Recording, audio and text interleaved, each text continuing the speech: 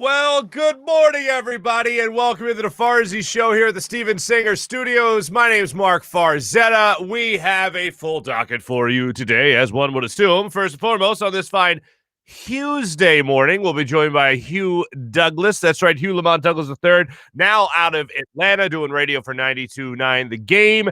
He's got plenty to get to, and the spicy meatball going around the NFL world yesterday was Julio Jones possibly being traded. That was that spicy meatball from Peter King. And it was also whether or not the Falcons are actually going to trade the 4th overall pick to actually maybe move back with the Eagles, maybe in pursuit of that 4th overall pick. So we'll talk to Hugh about that. All the news coming out of Atlanta and how it could affect the Philadelphia Eagles, of course. We'll talk NFL draft as it does pertain to the Eagles. We will talk about the Philadelphia Phillies that had one hell of a win yesterday. A 2-1 victory, and as Jason Stark put it on social media, like an old-fashioned ball game. For the first time this season, 2 pitchers went into the 9th inning that started the game. What? Yeah, that's right. 2 of them. All right, some old-fashioned baseball. What else did we have yesterday? We had the 10-9-8 76ers back in action against a much lesser team. That team is known as the Oklahoma City Thunder, and the Sixers were able to take care of business against them yesterday to get back on the winning track and snap a 4-game losing streak. You love to see it. And as my one friend, Tom Dougherty, pointed out to me on Twitter last night, and the Flyers didn't lose. So there you go. Now, I'm not going to be negative on the Flyers. I've been very real with you on the Flyers. I'm not going to be negative on the Flyers. They've won a game. They won a game. Oh, it was an overtime game, but they won. It was a shootout game, but they won the game. So I'm not going to be negative on the Philadelphia Flyers. They just didn't play yesterday. So it's good. And how about this? In big bets, I told you yesterday, for big bets, I was going to be paying attention to what the Sixers had coming as far as health went, whether or not Ben Simmons was going to play. Ben Simmons returned. So I kept my word to you, the viewing and listening audience of the Farzy Show. I kept my word to you, and I bet the game with Ben Simmons playing. I believe I got him at 14.5 on DraftKings. So they won. And I won a couple of bucks there. And then I also, at the last minute, I had a sense last night before the game. And I had a sense about this one particular game. And I went, you know what? Go ahead and throw some money this way. And I did. And I won. I'll tell you about that even more so in our big bets segment. But let's start it off with some basketball. I'm excited. I see the Sixers win by 31 points yesterday. Cool. All's right with the world. Nobody played more than 25 minutes in this game. Joel Embiid, Ben Simmons. Nobody played more than 25 minutes. Tobias Harris didn't play 25 minutes. Nobody played more than 25 minutes. The bench was huge in this game. And why was it huge? Because you wanted to give your starters a little bit of a rest. You wanted to give Tobias Harris a rest. You wanted to give Joel Embiid a rest. You wanted to see Ben Simmons get a little bit of a break as well. I personally still am in the school. He could play 48 minutes every night, 100 games, and he wouldn't have an issue. But just coming back from the illness, he got his feet wet in the win. But here's what was so great about the bench. You saw Shake Milton hitting some shots for you. You certainly saw Matisse Thybulle hitting some shots for you, playing great defense as well. Had a great steal and assist to Ben Simmons late in that second quarter. That was great to see from Matisse Thybulle, being the thief and also aiding and getting some points for the Sixers as well. But how about that B-ball Paul? And I love that Matt Cord at the Sixers games announces him as B-ball Paul. B-ball Paul! Slam dunk. This little follow-up, a reverse jam he had towards the end of the game. You love to see that from Paul Reed. It was a great game for the bench yesterday. Furkan Korkmaz in the starting lineup. He was hitting some shots for you also. But it was just great to see him get back on the winning streak, or winning track, and snap the losing streak. Here's what I'm not going to do with this, though. I'm not going to make it anything more than it is.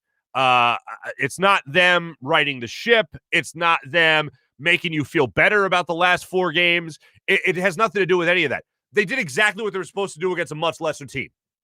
Good for them. Good for the Sixers.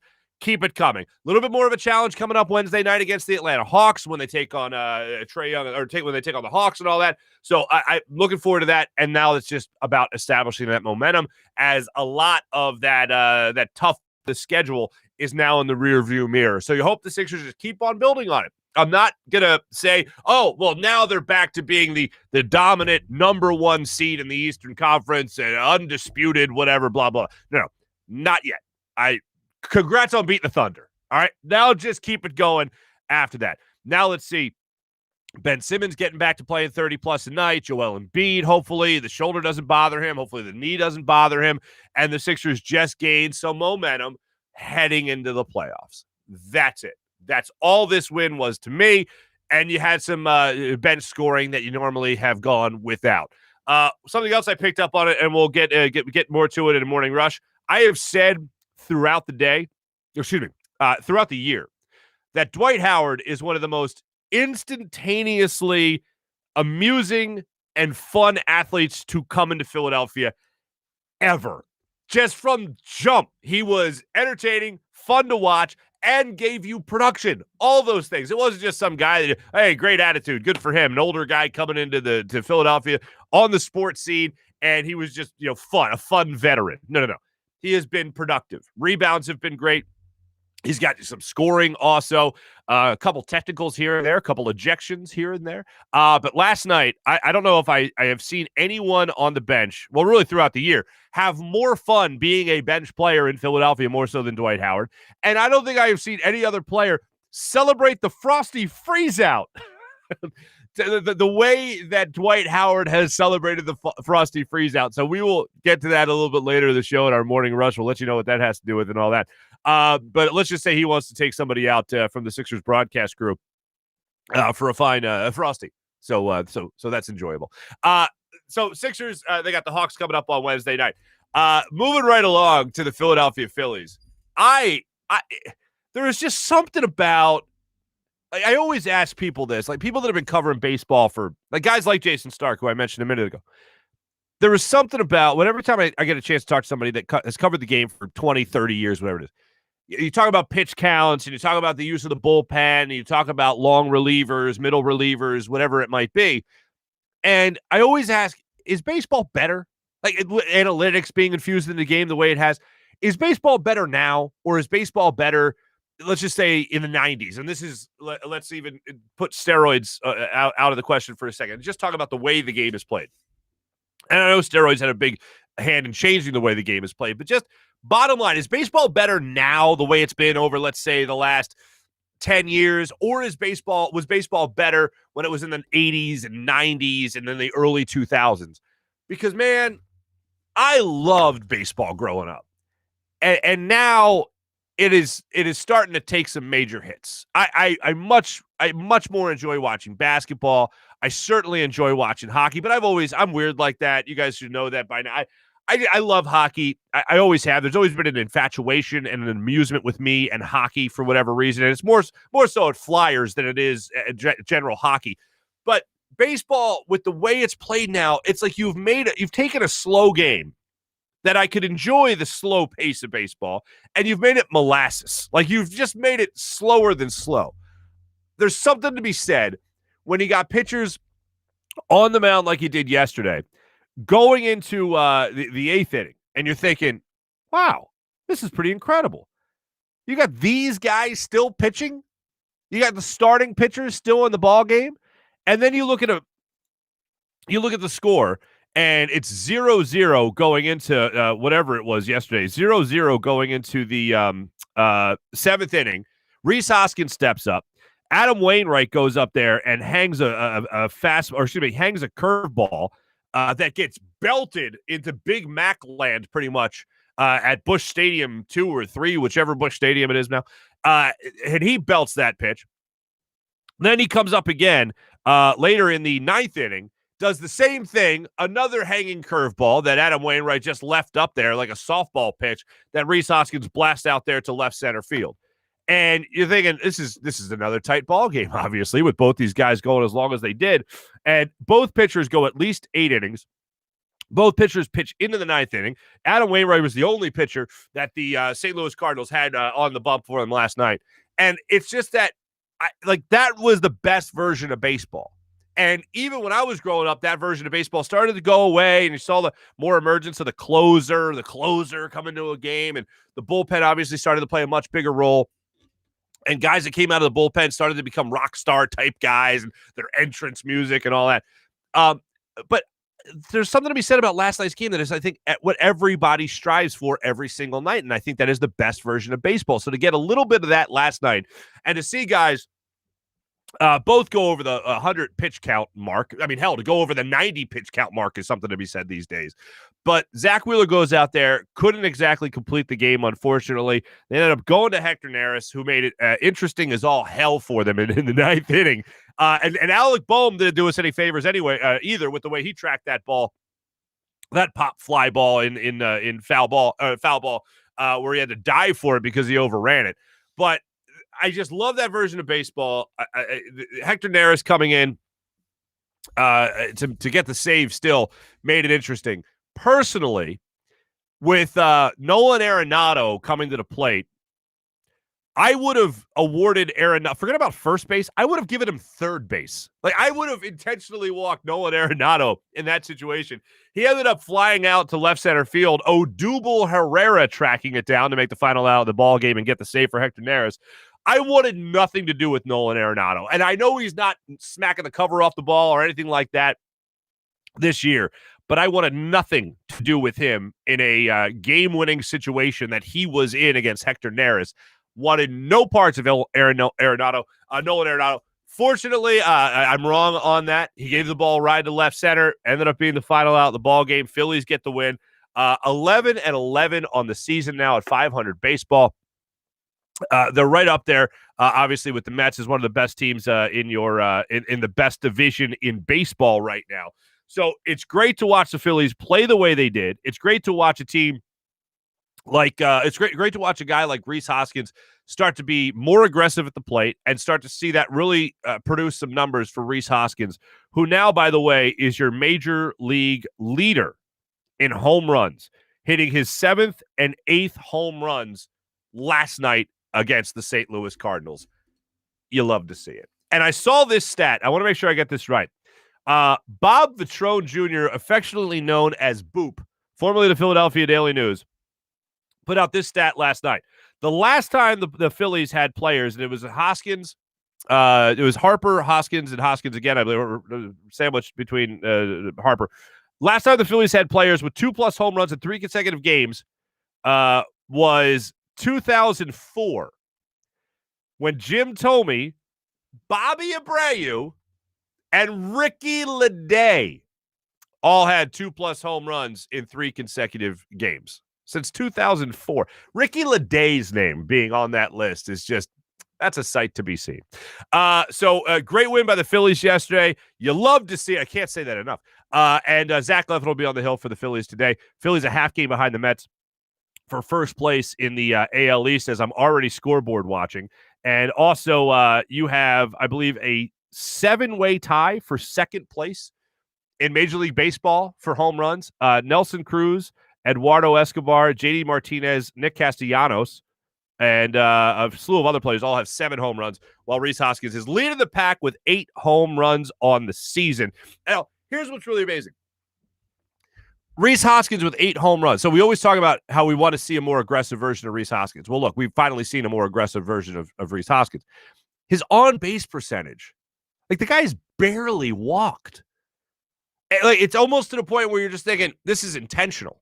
And we're going to try to get some answers. We're actually going to be joined by Ben Verlander tomorrow. And he actually just did a one-on-one piece for his podcast on Rhys Hoskins. And I'm curious to get from Ben if this was something that they told Rhys Hoskins before the season. Because here's what doesn't make sense to me. If Rhys Hoskins was going to be this aggressive and wasn't going to work as many walks, he's working counts, but not nearly at the pace that he was last year or previously in his career. But if he was going to be this aggressive this year and he's batting second in the lineup, I would have expected him to be moved down. Like, if you were going to tell Rhys, hey, man, let it rip. Like, go up there, look at a first pitch fastball. If you could jump on those pitches, by all means do it. Look for those types of pitches. Yesterday wasn't the case for that. Yesterday was a case of hanging curveballs by Adam Wainwright. But if you were going to be that much more aggressive at the plate, then we were going to bump you down in the order. Like, I don't like JT Realmuto as a cleanup hitter. I'd rather have him either as a 5-hole hitter. I'd rather have him maybe as a 3-hole hitter. Either Rhys or Bryce Harper, I think, is a better fit for a cleanup spot. But if he was going to be that aggressive, I would assume they would have dropped him down in the order. Maybe that's eventually what's going to happen. But as I said yesterday, I hate taking something that's working really well and saying, okay, let me try to fix what's not broken. So I doubt the Phillies are going to try to do that right now. Maybe later in the season they end up doing that. If Rhys continues a similar pace, because it's hard to keep a pace of what is it now, 7 home runs in 6 games? Like, that's pretty incredible. The 6 home runs in 6 days, I believe it is. So that's kind of a hard pace to keep. So I don't think they're going to make that change anytime soon, but it's just surprising that his spot in the order doesn't necessarily dictate telling someone to be more aggressive. I'd rather just have I'd rather have the production regardless of where he's hitting in the order. So it's great to see at least see that from Rhys Hoskins again this season. So Phillies got Zach Eflin on the hill tonight. Earlier start time tonight, I believe 7:30 or 7:45 is the start time tonight in St. Louis. So a little bit of an odd one. So just keep your eyes out for that. But nonetheless, great to see him get the win last night. Eagles and the draft. I don't know what Kyle Shanahan's on, but he gave the weirdest answer I might have ever heard in a press conference. And we'll get to that more so in our morning rush. But the 49ers are getting a lot of attention because they're talking about 4 different quarterbacks that they like as a starting quarterback for their team, which is why they traded up in the draft. But they're talking about 4 different quarterbacks that they're after. I assume it's Mac Jones, Justin Fields. Trey Lance might be one of them at 5. I not so much for me, but they tend to like Trey Lance. Then the obvious ones, Zach Wilson and Trevor Lawrence. But Kyle Shanahan's answer to why they moved up at that spot and why if Jimmy Garoppolo is going to be their starting quarterback, regardless of who they draft, it was interesting. So we'll get to that. But the other big story in the NFL yesterday was what the Atlanta Falcons plan on doing with the 4th overall pick. Whether or not they plan on trading back, whether or not they're going to take Kyle Pitts, whether or not they're going to take a starting quarterback. It's an interesting thing. And I saw somebody post this yesterday, and it was from Atlanta Falcons Reddit, that they've cracked the code to know what the Falcons are going to do in the draft. And apparently what they're going to go with is Trey Lance.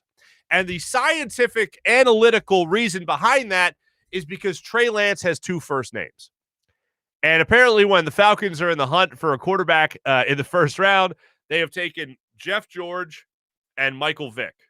So there is a long list, and I'm forgetting the other names, but there's a long list of examples as to the Falcons only taking quarterbacks that have 2 first names. And Trey Lance would follow suit with all those other guys.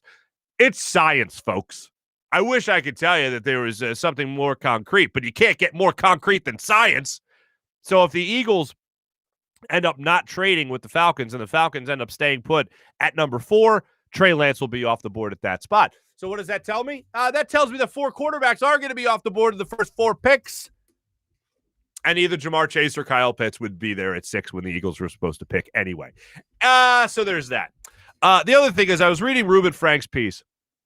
I'd like to get Reuben on the show at some point. But I was reading Reuben Frank's piece about 5 bold predictions on NBC Sports Philly. You should check it out. On 5 bold predictions for the Eagles draft. And Reuben, one of his first things that he mentioned was a little bit of what we touched on yesterday. If you had to trade back in to, let's say, the top 10, if you had to trade in the top 9, right? If you want to get into the top 9, move a couple of spots up. And that's the case where you see a guy that, let's just say it's Jalen Waddle, and you see a guy like Jalen Waddle or Patrick Surtain that you're seeing slip a little bit, and you want to make sure that you jump ahead a couple of spots to make sure the people in front of you don't take them, the teams in front of you don't take them. That's a draft day last-minute type of trade. But what could happen, and in that, to finish up that thought, in that case where you'd have to trade up a couple of spots on draft day, in that case, I don't think you're giving up one of your future first-round picks that you've acquired this offseason, whether that's the Carson Wentz pick flipping from a second to a first-round pick, or that's what you got in return from the Dolphins, so to speak. I don't think you're going to have to give up either one of those first-round picks to move up a couple of spots. But maybe tomorrow, maybe later today, maybe early Thursday, the day of the first round of the draft, if you see the Eagles move up to number 6 or number 5 or number 4, then that's where I think you're going to start to flirt with the idea of giving up a first-round pick. I don't know I don't know why you would do that, but that's certainly something that would solidify you moving up again in the draft, significantly moving up in the draft. But Reuben Frank points out that maybe it's not going to take one of your first-round picks. So the only win in all this for Howie Roseman is if you're able to somehow magically move back into the top 5, into the top 6, without having to give up one of those future first-round picks. So it could be Zach Ertz. It could be a second-round pick this year.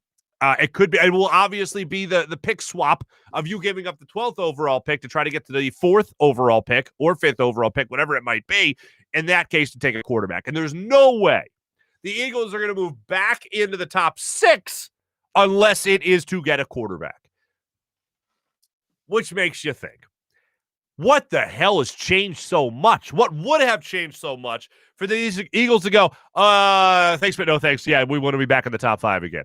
Yeah. If you haven't seen Draft Day, it's exactly like the movie Draft Day. It's really weird, except there's no Jennifer Gardner. I just can't wait for Thursday. I'm excited for the NFL draft. Where I am right now is the Eagles, because they have 11 picks, most in the NFL draft. Because they have 11 picks, I don't see the Eagles picking at 12. I see them moving up at some point before the 12th pick. I see them moving up in the draft, maybe to 9. And if they're going to move up, I think it is to get into the offensive category and try to get Jalen Waddle if he's still on the board, Devontae Smith if he's still on the board. By the way, I totally nerded out, and I think SportsCenter, it was last night, did a sports science next-gen stat type of thing with Devontae Smith, and it proves a theory many people have. Devontae Smith is really good. The size is definitely something that scares a lot of people, but in terms of talent on a football field, he's very talented. Very, very talented. So it's worth checking out if you get a chance to do that. But I still think if you're asking for my prediction, what happens, what the Eagles do, I think the Eagles move up to, say, 9 in that category. And I think if they are going to move up in the draft, it's to get into this offensive pool of players that I think there's going to be a run on to open up the draft in the first 10 picks. And I think the Eagles want to be involved in that. If they move up in the draft, it's to do that. I don't think it's to take a defensive player. I think they can still get a defensive player that they like at number 12 overall. We'll break it down even further when Hugh Lamont Douglas joins us coming up in just a couple of minutes here on the Farzy Show on the Zatos Investments guest line. Now, I do want to tell you before we get to Hugh about our friends over there at Steven Singer of Steven Singer Jewelers. Do what I do. Go to Steven Singer for all your jewelry needs, especially when you want to take care of mom on Mother's Day. Oh, it's just around the corner. Right now, Steven Singer has a brand new rose. It is gorgeous. If you haven't seen it, it is spectacular. Go to IHateStevenSinger.com and check out Steven Singer new Sunshine Yellow. It dazzles and sparkles, and mom will know just how much you love her for Mother's Day. So take care of the mom in your life with Steven Singer Jewelers. Go to IHateStevenSinger.com. Fast and free shipping, as one would assume, at the other corner of 8th and Walnut. And you can thank mom for all and show her how much you love her. You can also do this because Steven is doing this. Steven likes to say he's in the love business because he is in the love business. And what he's doing right now is making sure everyone knows how important love is during this just unprecedented time that we're in. So Steven's taking a portion of the proceeds with each rose sold. He is buying from local restaurants, and he's taking that food to help support local restaurants to pay for lunch, dinner, whatever it might be for our essential workers, our hospital heroes, our doctors, our nurses, all our healthcare workers. He is taking that money and making sure that he's taking care of the restaurants, the hospital heroes, and he is basically buying food for our hospital heroes. How great is that? That's the way to show up. So you buy a rose. Portion of those proceeds buys food for the local restaurants, from the local restaurants for the essential workers. It doesn't get much more lovely than that. So know that you're not just taking care of mom, you're taking care of people that have helped take care of us throughout the pandemic. Go to IHateStevenSinger.com and make sure you take advantage of all the great things Steven has going on. Fast, free shipping. The rose comes with a gift card, a free gift card, and as always, these roses are just spectacular. IHateStevenSinger.com, the other corner of 8th and Walnut. Every day, the perfect price at Steven Singer Jewelers. Without further ado, before we get to our social media check-in, brought to you by the great people of Steak and Maine, our morning rush brought to you by Sky Motor Cars and SkyMotorCars.com. Let's talk to Hugh Douglas about all that's going on in hot Atlanta right now.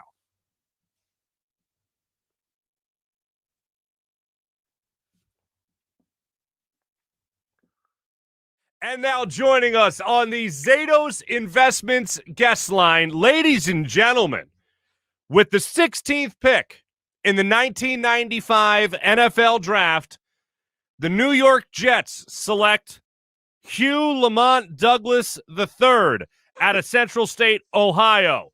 Welcome to the Jets, Hugh. All right. I'm so excited to be here. I am. So excited. Now I'm going to go ahead and now, because I know you. You don't mean that you're just sarcastically excited to be on the show. You mean you're sarcastically excited to be a part of the Jets. Yeah, sarcastic. Oh, what's funny, that the day they called my name, I almost said, they said, "You want to play for the Jets?" I almost said no. Because I was afraid, coming from the Midwest, going to New York, that's a lot. Sure. New York, when 42nd Street didn't look like it looked now. They had a bunch of people dancing in mirrors and stuff. It had, in front of windows, I should say.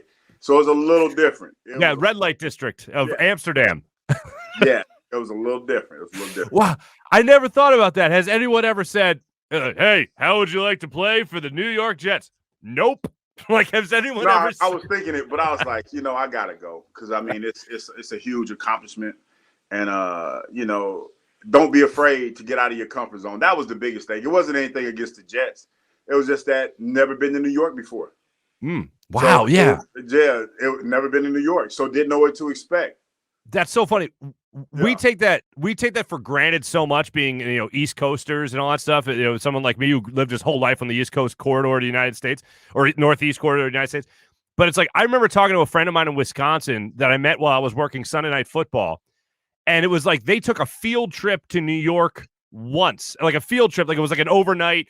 Your parents have to sign a waiver type of thing, and you go and the way they talked about New York City was like talking about somebody going to Mars for the first time. Because it's just like going to Mars. Because you talk about the culture shock, the diversity of the city, the fact that you're going to a bodega and you'll see everything that you could possibly see and nothing that you're looking for. You know what I'm saying? Different brands, different things and everything. You're looking like, damn, I never even knew they made something like this. So that's the beauty. That was the beauty. That was the beauty of being in New York. Were you just at the bodega just now? Is that what? No, but I just remember going to the bodega and say, "Hey, I want a Sprite." You go in the bodega and you trying to find a soda.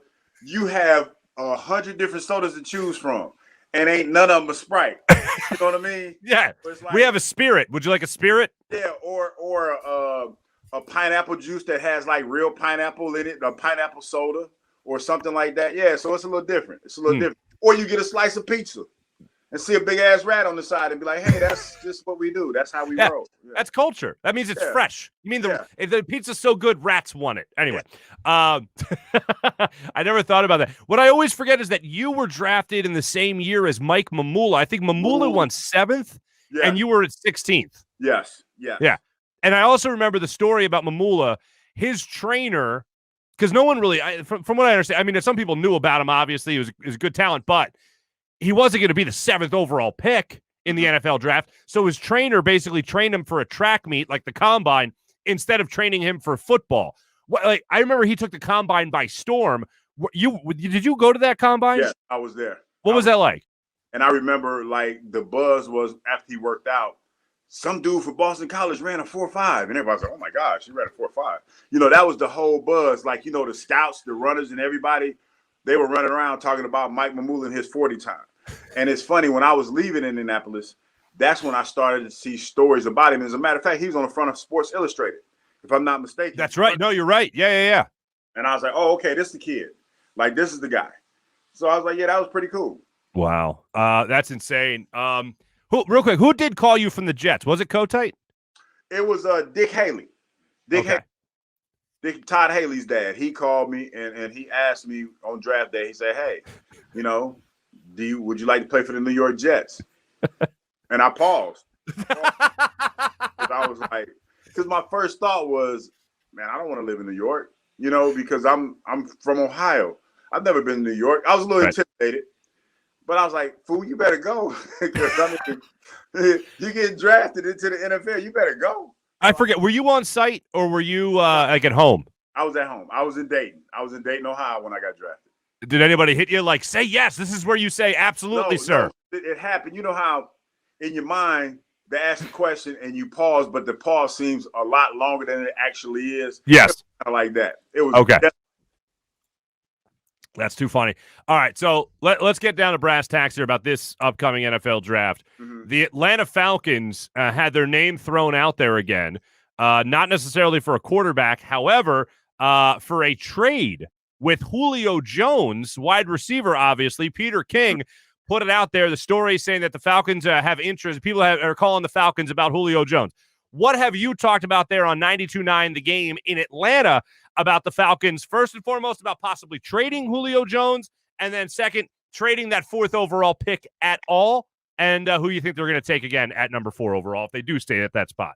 Well, this is a story because everybody was tweeting it out, and basically it was going like this. The Falcons have received calls from teams inquiring about possible trades for all-pro Julio Jones, sources say. A trade could not happen for cap reasons. That's why, because you can't trade him before June 1st. Mm-hmm. This is the thing that I say to this. And I tremendous amount of respect for Peter King and the stories that he writes. And this is no way in shape or form taking a shot at him. But we're in a dead period of talking about stuff right now. So we're throwing stories out there that are getting people talking. Now, I would venture to think that there's always phone calls about Julio Jones because he is that type of receiver. Just like there's always phone calls about every top tier player. How do you think the Indianapolis Colts found out about Carson Wentz possibly being traded? They were making phone calls. So people don't get excited about the fact that the phone's ringing about somebody. The phone's always ringing about somebody, especially when you're looking around to put fillers out there to see what a team is thinking. Mm-hmm. Yeah, I remember a report from a couple of years ago, and I think it was surrounding the Eagles, and I think it was actually right before they got Brandon Brooks. And I think the report was the Eagles are, I forget the word, but it was so vague. The Eagles are considering to have interest in Brandon Brooks. It was something like that. And I'm like, really? Wow. The unfortunate thing about the job that we do nowadays, Marc Farzetta, is the fact that everybody can do it and there's no credibility. I mean, there's no accountability. Accountability, yeah. No accountability, I should say, in the stories that you write. You can write anything. Mm-hmm. Yeah, I always like the questions. I always like the statements where, Howie Roseman is taking calls to trade Carson. Do you want him to hang up on GMs that call him? Because that's not how you get a good relationship there. Yeah. And see, this is the story, Mark. This is the way it read on Pro Football Talk's tweet. Said the Falcons have said they're expecting calls for Julio Jones. The Falcons have said they're expecting Julio Jones to remain in Atlanta. But don't be surprised if they put framework of a trade together that will become effective on June 2nd. Now I have to move. It doesn't get any more vague than that. Yeah, that's what I'm saying. It's one of those things where it's like, because when you initially read it, he's going to be a Falcon for life. But wait a minute, they just said they might trade him. Which one is it? It's nothing to talk about. I believe Adam Schefter broke it down. $15 million is what they'll save if they trade him after June 1st. If they trade or cut him before June 1st, I think it cost them $23 million as a cap hit. And that's why that's why the story came out after June 1st, because it's a little bit easier blow. Yeah, right. Gotcha. Think about it. Yeah, Julio's been banged up, but Julio is still one of the best receivers in the game. I can't see it happening. Anything is possible, but I just don't see that happening. Okay. So then the next part of that question is 4th overall pick belongs to the Atlanta Falcons. Are they staying put? Are they taking a quarterback? Are they taking Kyle Pitts? Is there any way that fourth overall pick, Hugh Lamont Douglas III on this fine Hughes Day, is available if the Eagles want to trade up? No, it won't be. The price is too high. I was reading a story today where they were saying that since the San Francisco 49ers traded up to get in their position, they spoiled the market for everybody because nobody wants to give up as much as Miami gave up to move up for San Fran gave up to move up to that Miami spot. Mm-hmm. So it's a situation where nobody wants to do that. But I will say this. Come draft day, when those parts start actually moving, if there's a team that gets a little antsy and gets a little nervous, I'm pretty sure the Falcons' phone will be ringing. I'm pretty sure it will be. And that's going to be the story, Mark. How much did the team actually give up to move to that 4th pick? Because I'm thinking if they give up that 4th pick, they had to give them a nice bounty, a nice bounty for them to get that fourth pick. Yeah, I think the only victory in moving up that high again in the draft, if you're Howie Roseman, is you still somehow magically hold on to one of the possible 3 first-round picks you have in next year's draft. Yeah. That's the only way I think they get back into the top 6, top 5, top 4, and they still look good, is if they're able to hold on to next year's 3 first-round picks. If it just costs them a couple of picks this year, and the Eagles have the most picks in the draft this year. They have 11 draft picks. So if they're able to move, say, a second-rounder, Zach Ertz, and swap the first-round pick, then I think they have a shot at moving up at least maybe into the top 6 again. But again, as you said last week, you don't want to call anybody an idiot, but if somebody was to do that, they might just be an idiot. I mean, and then you have to ask yourself. Yes. If you're moving up that high, what are you going to get? I mean, and I think if you're going to 4, if you're trying to get that high, the writing's on the wall. I mean, the writing's on the wall. Because quarterback? Other guys that you're thinking about getting if you're going receiver, there's a ton of receivers there. There's going to be a ton of skill players there, corners and stuff. So if you go up to 4, you got to be thinking quarterback, in my opinion. You have to be. Because you're told to move up that quick, up that high, then who's left? It's either going to be Trey Lance or Justin Fields, Mac Jones, or whoever. So that's what I'm thinking. Yeah, no, I'm with you there. Are you still thinking that the Falcons take a quarterback if they stay at 4, or do you think that they take Kyle Pitts? No, I am. I think they're taking a quarterback. But it just all depends. Like, I think this is a position where, me and my partner talked about it, and he feels that they could draft the quarterback in the later rounds. I'm like, I don't think that's going to be the case because you need somebody that people are going to get excited about. I think that people will get excited about Kyle Pitts if they do decide to pick him with that 4th pick. But I don't think they'll be as excited as they would be if you take a quarterback, because that's telling people that, you got your guy for the future and that you're going to build with him. Okay. I have to ask you this question, Hugh, as someone who has been on the inside here, is on the inside here, and then also someone who has the experience in another city like Atlanta. Certainly not a divisional rival of the Eagles, but certainly in the conference. How do Atlantans? Atlantans. Aliens. Let's go with that. aliens. Yeah. How do you guys down there? How do you guys look at the Eagles? We do it with. Yeah. How do you guys look at the Eagles from afar? Do you look at them as a team that's always involved in trades, a team that, like Howie Roseman has a sort of reputation that he always wants to be involved in a trade. If you're going to make a trade, he at least wants a phone call to discuss it. But both in Howie's light and then from the outsider perspective, how are the Philadelphia Eagles looked at from Atlanta? I would say from a fan standpoint, I don't want to say envious because I think that's a bad word. Okay. I think they look at them like fun city. When we went up there with some Atlanta fans, when I came up there, Philadelphia gets a bad rap. We had a ball though. We had a ball. They sat in a predominantly Eagles section. They had a wonderful time. The fans were great. But then again, it was the first game of the season. There was no playoff implications or anything like that. So they probably just caught them on a good week, But I would think that would be the case. I think that's what it is. And people look at Philadelphia as one of those blue-collar, diehard fan cities. So I think that's how most AT-aliens will look at Philadelphia Eagles fans or Philadelphia fans for that matter. And the second part of that, Howie Roseman in particular, because whenever I have an opportunity to talk to Adam Schefter or just listening to Adam Schefter 2 nights ago, and I recapped this on the show on Monday, Schefter was talking about how the Eagles are always in on trades. They always want to be aggressive when it comes to the trade. They at least want to kick the tires on just about everything. Other GMs around the league realize this, and they always want to be on the phone with the Eagles just to see what they'd be willing to give up in order to make some type of deal. Do you get that same sense that the Eagles are always they at least want to be sitting at the table to see what's going on in the league? I haven't gotten that sense, but then again, Mark, I'm not the guy that follows the trend of what the GM's doing. Gotcha. I fall in the vein of the fan. I just want a winning squad. I just want you to do what you do to have a winning squad. And the only time that I can remember anybody talking about a GM this much is when he was screwing up. Thomas Dimitroff, Howie Roseman. In the fans' eyes, those two guys are screwing up. That's why we're talking about them as much as we are. All right. What's the GM out of Seattle? What's his name? What's that guy's name? I don't know. He's only got 3 picks to use. I can't remember his name off the top of my head. Nobody's talking about that guy. He needs to go offensive lineman. So So Hugh, around the time that you and I started to get to know each other, I believe it was the game Halo was the popular game. And I remember you liked rocking out some Halo, did you not? Yes, I did. Yes, you did. So, have you rocked Fortnite? Are you a Fortnite guy? I tried to play Fortnite.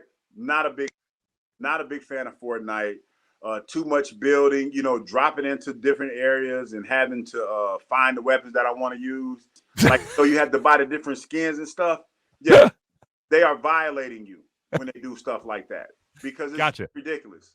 Gotcha. Like buying skins and different stuff for your character, that's a violation. Understood. That's a violation. So I bring this up because did you see the story about Justin Jefferson? Not the one where the Vikings are laughing at the Eagles for taking Jalen Reagor, and no, not the one. Yeah, not the one where Justin Jefferson said he's going to be edgier when he plays the Eagles, but the one that says he's going to be the first athlete in Fortnite because his dance, I believe it's called the giddy, whatever it's called. That is going to be in Fortnite. Are you aware of this? No, I did not. No, I did not hear that story. Okay.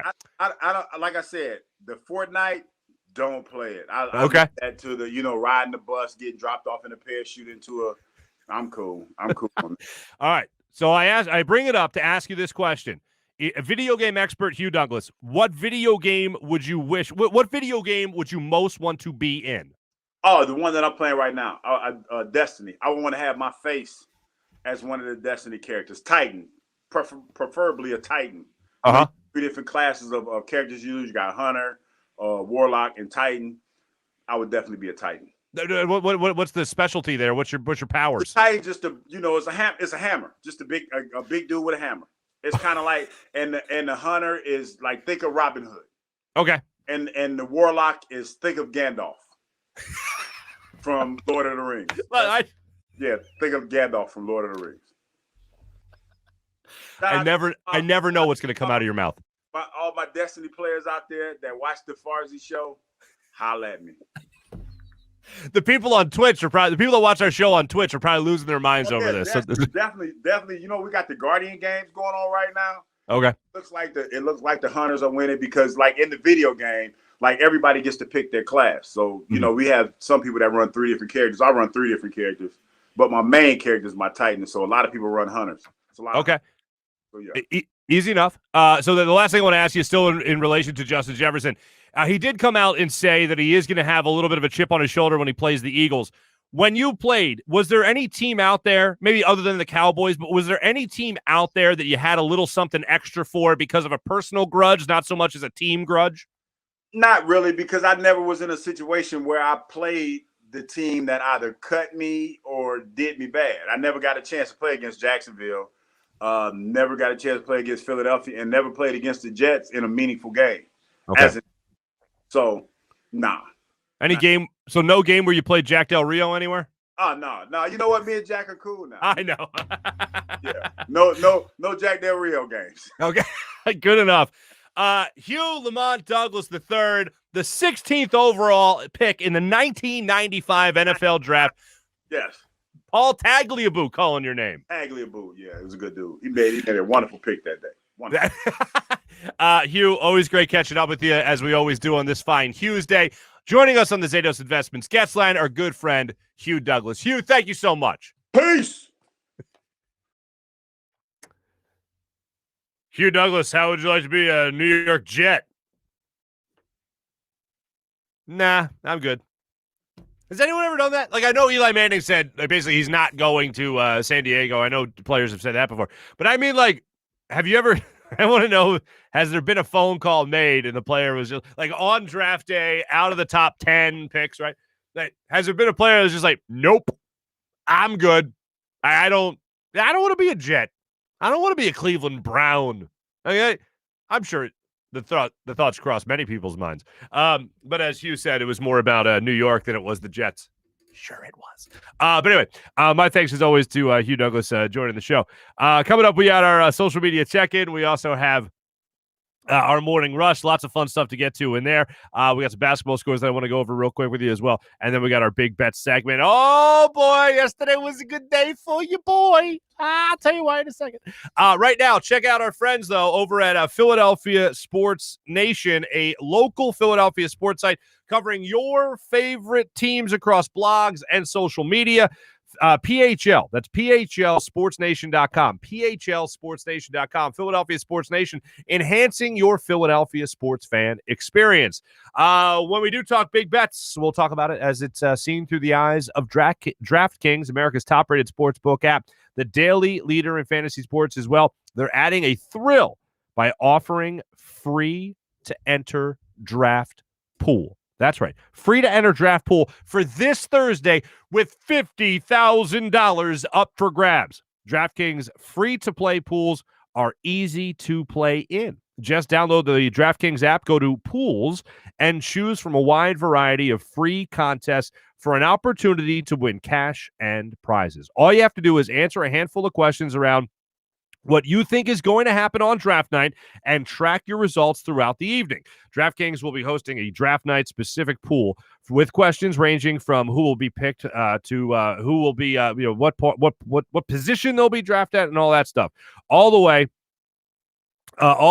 really ranging from how much you know this draft. DraftKings is safe, secure, and reliable, so you can deposit and withdraw your money at your convenience. Download the DraftKings app now and use promo code Farzy. That's promo code Farzy to enter the free draft pool with $50,000 in prizes up for grabs. That's promo code Farzy to get a free shot at $50,000 in total prizes. Only at DraftKings. Eligible restrictions apply. See DraftKings.com for details, and must be in Pennsylvania and 18 or older. How about Steak and Maine? Love Steak and Maine. I'll be seeing my man Tony Cavada coming up in, a week here. I'll be down South Philly. Tony Cavada, obviously, Steak and Maine, fine dining in the heart of Northeast Maryland. But I'll see my man Tony at an event going on in South Philly. I'm going to do a little Farzy in the field from there as well. But whether you like to dine at a more upscale steakhouse or casual bar and patio, you'll enjoy the highest quality prime meats, fresh seafood, world-class oyster bar, and freshly prepared sushi at Steak and Maine, my man Tony Cavada's place in Northeast Maryland. All that, by the way, with an extensive wine list. This wine list is incredible. It also features their own family wines, Cavada Cellars Wines. Open every day for lunch, dinner, and Sunday brunch. Steak and Maine in Northeast Maryland voted #1 place for steaks in America by the Travel Channel and Cooking Channel. Check it out for yourself. Go to steakandmaine.com for more information. How about, what do we have? Zatos Investments. Got to tell you about Zatos Investments today. Up-and-coming luxury real estate and development investment company in Philadelphia. In the Philadelphia area, they're crushing it in the real estate game right now. They design and develop top-of-the-line custom homes all around the city, ranging from small single-family rehabs to ground-up new construction townhomes and condo buildings. Zatos also works closely with their private investor base to provide them with substantial returns on their investments, ranging from 20 to 40%. To get involved and see some of their properties, you can also learn how you can invest with Zatos Investments. Reach out to info@zatosinvestments.com or simply visit zatosinvestments.com. Let's do our social media check-in, brought to you by our good friends at Steak and Maine at steakandmaine.com. I see a lot of people enjoying the comment section today. Plenty of some great ideas, by the way, in our comment section. Let's look at who is it? Marc, can you date yourself anymore? LOL. By date myself, do I mean baseball? Like by liking baseball? Is that why I'm dating myself? Who's asking me this question here? James. I don't know. Oh, I see. It was the video game thing. Miss Scusi. Now, the first video game, if I had to date myself, first video game I remember playing, Pitfall. I think it was Pitfall. Yeah. My cousin Will had the Atari, and that was in the basement, and I remember being blown away by being able to control a television like that, like being able to control a TV, like the character on the TV. I could try to jump over a pit, jump up, grab a vine, and swing to safety on the other side of the pit. I remember playing Pitfall. I think my parents had a really old version of, what was it, Pong? What was that thing where you the doot, doot, doot? It was like tennis. I think that was a pretty good impression of that game, by the way, just from not to brag. Yeah, that was probably the first video game, Pitfall, if I was to date myself, and that was probably 1989-ish. Goo, I don't know, but it was pretty early. Farzy, what up? Happy Hughes Day. What's up? It's T-Bro, I think. Hey, yeah, what's up, brother? John's checking in. Can't be stopped on the road. Phillies can't be stopped on the road. Yeah, now all of a sudden. We'll get to the Frosty stuff. Is Mike Vick 2 first names? Well, Vic is what they're saying there. I'll try to pull it up for you before the show's out. I'll get it to you tomorrow. What else do we have here? 6 a.m. Jacob, keeping it.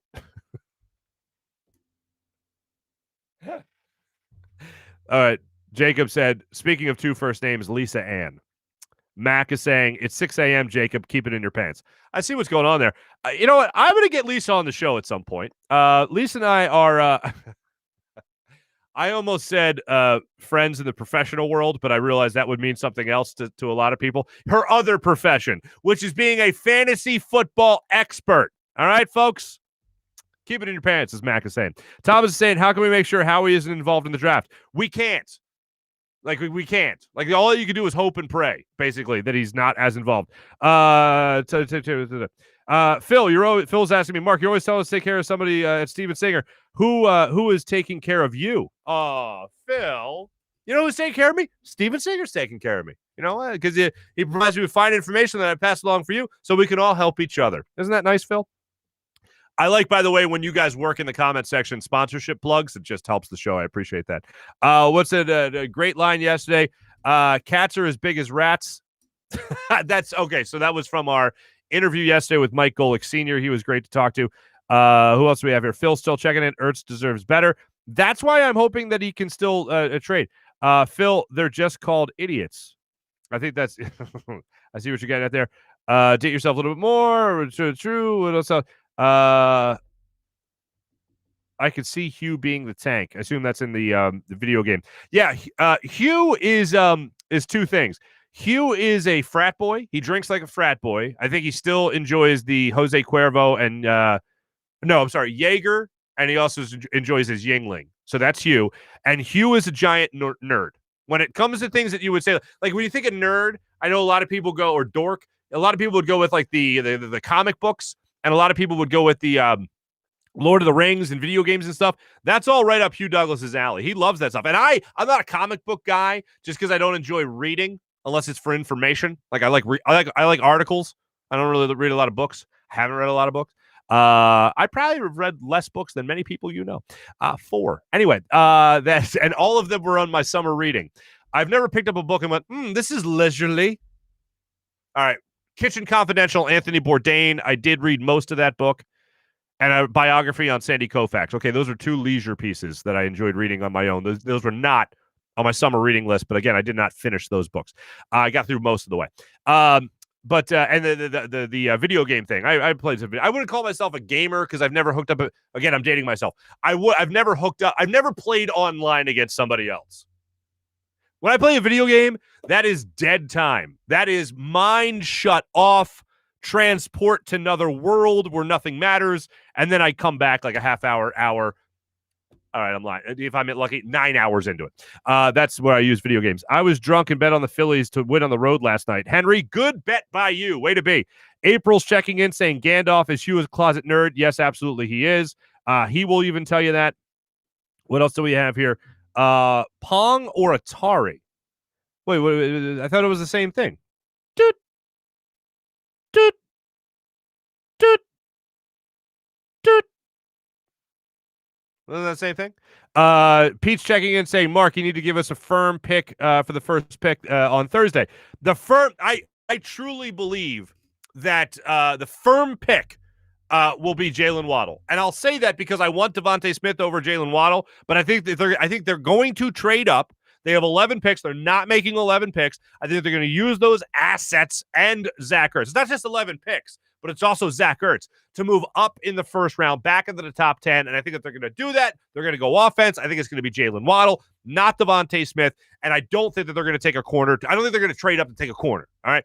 I think Jalen Waddle will be a Philadelphia Eagle, and I think he's going to go to the Eagles at 9. That's my firm prediction as to what the Philadelphia Eagles are going to do. So, Pete, that was for you. James is checking in saying, I wouldn't know the difference because I'm not 45 like you. Hey, I'm not 45, dude. I'm not even 40. I'm a man. I'm not even 40. Anyway, yeah, I'm 38, by the way. I'm not afraid of age. Whatever. Maybe when I'm 40, I will be, but not right now at 38. But anyway, thanks for everyone that checked in our social media check-in, brought to you by Steak and Maine and steakandmaine.com. And just a quick shout-out to everyone that participated in our first FanUp 5 over the weekend. We asked the question on Saturday, 5 questions, or what are some questions you want answered come Monday. The Phillies won a game, so that was good. That was enjoyable. They won Saturday, lost Sunday, and then they won yesterday again. But they're a half game out of first place. I know that was a lot of people's minds. Also, the center field spot, Odubel Herrera, got the start in center field yesterday, was 0 for 3, I believe was the final count for Odubel Herrera. 0 for 3 with a strikeout. So that happened. And one of the guys that usually tweets me, I think Sack Attack on Twitter, hit me up and said, oh, what do you think? Because I was always ripping Odubel Herrera. And when I'm ripping Odubel Herrera, I'm not stating the obvious like a lot of people will and concentrate on the horrible thing that he did. I'm not concentrating on that because we all know that's bad. I'm talking baseball. And the last time we saw Odubel Herrera, he was like a 220, 230 hitter. That ain't it. 28, 29 years old. I know people look back on the All-Star and the All-Star appearance that he made in the first 3 years of his big league career. I think Odubel Herrera has lost it. And I think he is going to be a lot more of one of the lowest baseball IQ people I've ever seen on a baseball field. I think he's going to be a lot more of that than he is going to be the All-Star. And I'm saying it, and I'll continue to say it. I'd rather ride with a guy like Mickey Moniak in center field, giving him this opportunity. Hey, man, sink or swim. And you give him, 2 weeks? That's it? So now Adam Hazley's out for personal reasons. He was an 8th overall pick. Good job. Now Mickey Moniak is back in the minors. And he's your first overall pick from 5 years ago. And now a steady dose of Roman Quinn and Odubel Herrera. Yeah, that ain't it. Can Maton play center field? Can somebody play center field? Anybody? It's up for grabs. No? Okay. This is where we are right now. What else do we have here? No, that's it. That's it for our social media check-in, brought to you by Steak and Maine at steakandmaine.com. Let's move right along to our what else do we have here? We got our morning rush, of course, our morning rush, brought to you by Sky Motorcars and SkyMotorcars.com. File this under weirdest things ever said at a press conference. Kyle Shanahan, head coach of the 49ers, has a quarterback named Jimmy Garoppolo, and there's been some injury issues there and some play issues, quite frankly, with Jimmy Garoppolo. And Kyle Shanahan yesterday was asked, with the Falcons moving up in the draft to take a quarterback most likely, will Jimmy Garoppolo be their starting quarterback on Sundays when the season starts? Here's how Kyle Shanahan chose to answer that question. I can't guarantee that anybody in the world will be alive Sunday, so I can't guarantee who will be on our roster on Sunday. So that goes for all of us. I'm sorry, what? I can't guarantee that anybody in the world will be alive Sunday. So all right. Morbid? Okay, facts only. It's facts. But morbid? Little morbid? Well, he might be dead, so I don't know. Thanks, Kyle. I might be dead too. I might not be able to talk to you on Sundays. All right. Why doesn't Kyle Shanahan just take a page out of Nick Sirianni's book and just be really excited about football and tell everyone he wants to play rock, paper, scissors? There we go. And then finally, the other clip I wanted to show you that I teased earlier, Dwight Howard is a joy on the 76ers. I love Dwight Howard. And Dwight Howard, yesterday, you saw him on the court. I think it was in the third quarter. I forget who it was for the Thunder, but they missed both free throws. So you know what that means? Frosty freeze out. You get a Frosty, and you get a Frosty. We all get Frosties. My brother and my cousin were both at the game yesterday. Guess who's getting Frosty? Dem guys getting Frosties along with the rest of the people that were in attendance at the Wells Fargo Center. I'm going to the game Friday. I can only hope that I get myself a Frosty. But you know who will be more excited than me? On the court, Dwight Howard points to the crowd like, hell yeah, we're getting a Frosty. And after the game, Marc Zumoff has the presence of mind in the post-game interview on NBC Sports Philly to ask Dwight Howard about them Frosties. By the way, as you know, the Wendy's Frosty freeze out. When an opponent misses consecutive free throws, you get a free Frosty. Are you going to Wendy's tomorrow for your Frosty? I am going to Wendy's tonight and tomorrow, and I'm bringing Marc Jackson because I know he won't buy 3 or 4 milkshakes. Dwight Howard, thank you so much. Thank you. All right, y'all. Have a great one. Marc, let's play one-on-one, man. I miss you. That wasn't to me. That was to another Marc with a C, Marc Jackson, of course, another Temple grad. But here's the thing: is the Frosty a milkshake? I think for it to technically be a milkshake, it has to have a straw, no? And the Frosty does not have a straw. You're supposed to eat that with a spoon, from what I say. Now, here's the thing: I try to steer clear of a lot of the fast food in the world because if I have fast food, I will. If I have it once, I'll have it 1,000 times. Like I will go. Like a late breakfast, early lunch, and then dinner. Like I will do fast food. I will rip through some fast food. And I don't know why, but I have to swear off fast. If I eat fast food once, it really takes every ounce and every fiber of my being to fight the urge every time I'm like Delaware Ave or something like that. And I'll see a Wendy's or I'll see what else is there. Chick-fil-A. Now, Chick-fil-A is chicken, so that's like health. That's like eating a salad. You're fine right there. And it's so damn delicious. How is it bad for you? I had Burger King. So after I did the Pocono show, after I did the mountain show where I was on the kayak last Monday, after I did that show, we drove back from the Poconos, my wife and I, and I had to stop and get gas, and I couldn't help it. There was a Burger King there, and I ripped through some Burger King. Like it was. Yeah, like the sandwich never stood a chance. I'll tell you that right now. But I have to watch it. So if I go for a Frosty, which I'm kind of tempted to do right now, I got to be careful because I'll go to Wendy's for like 5 times like throughout the week. And that's just not good for anybody, especially my arteries. James is also pointing out that Marc Jackson's also bald and he went to Temple and he spells his name with a C. Facts only, as a matter of fact, there. But yeah, so anyway, that's my public service announcement for fast food and my fat ass. Anyway, basketball scores. Wanted to make sure I always give you basketball scores in our morning rush. Lakers over the Magic yesterday, 114-103. Anthony Davis had 18 points in that game.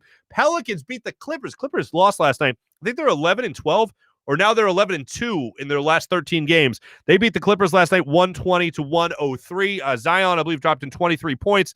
Let's move into our big bets. Our big bets segment brought to you by DraftKings. Make sure you download the DraftKings Sportsbook app and have yourself some fun. I felt a little saucy yesterday, if I don't mind me saying so. If you don't mind me saying so, I felt a little saucy. One, I told you I was going to monitor to see whether or not Ben Simmons was playing. If Ben Simmons was playing, I was going to bet the Sixers. At the time we did the show yesterday, the Sixers opened at -11.5 against Oklahoma City Thunder. The line moved to -14.5. -14.5. And then I saw Ben Simmons was playing.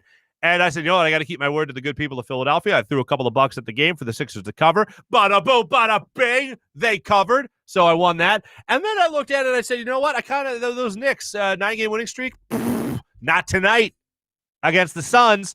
And then I think at the end of the, or maybe 5-10 minutes into the first quarter, the Knicks were up something like 23-7. And I'm like, well, I'm an idiot. But no, I bet the Suns. I got them at -2.5 on DraftKings before the game. And the Suns ended up covering. Let me tell you how much I love Chris Paul. Chris Paul scored the last 7 points for the Suns and helped close out the win, snapped the Knicks' winning streak, and held it at 9. And I won my bet, -2.5. I put $20 on that game, cashed out at 38. And I had a nice little night for myself. It was a great day. The Phillies won, as I tweeted out yesterday. The Phillies won. The Sixers won. I went 2-0 in my bets, thanks to the Sixers and the Suns. My new espresso machine arrived. If you know me, I love espresso. I've been drinking coffee over the last 3 months, thanks to basically like a barbarian. And it's rather enjoyable. So it's good to be back. It's good to be back in my espresso world, ladies and gentlemen. Here's the bets I like tonight. Minnesota -1.5 going up against Houston at Houston. Brooklyn -6.5 going up against the Raptors in Toronto. So if I have to bet one of those games, I like Minnesota at -1.5 over Houston tonight. I might go 2 bets tonight. I might go crazy. You know what? I did 2 bets last night and I hit. Why not feel the flow? Why not feel the groove? Why not do the bull dance? Okay? Why not do that and go with the Brooklyn Nets as well? -6.5 going up against the Raptors. Those are probably 2 bets I'm going to make tonight on DraftKings. So against Minnesota, -1.5, Brooklyn, -6.5. I like both those teams to cover on the road tonight. So that's what I'm going to be going for in big bets. Ladies and gentlemen, always a pleasure. Had a lot of fun with you as per usual here on the show. Hope you enjoyed it. Jim Hyden produced the program. This is a Buzz Sports and Entertainment production from the Steven Singer Studios, and my thanks to Hugh Douglas, who joins the show every Tuesday. Thanks for watching. Thanks for listening. Make sure you subscribe. We're over 800 subscribers now on YouTube. And you know what? Maybe coming up tomorrow, I'll check out a little Twitch action. See what you guys are commenting on Twitch as well. Thanks for listening. Thanks for watching. I'll be back with you guys tomorrow here on The Farzy Show. Have a great rest of the day, everybody. Take it easy.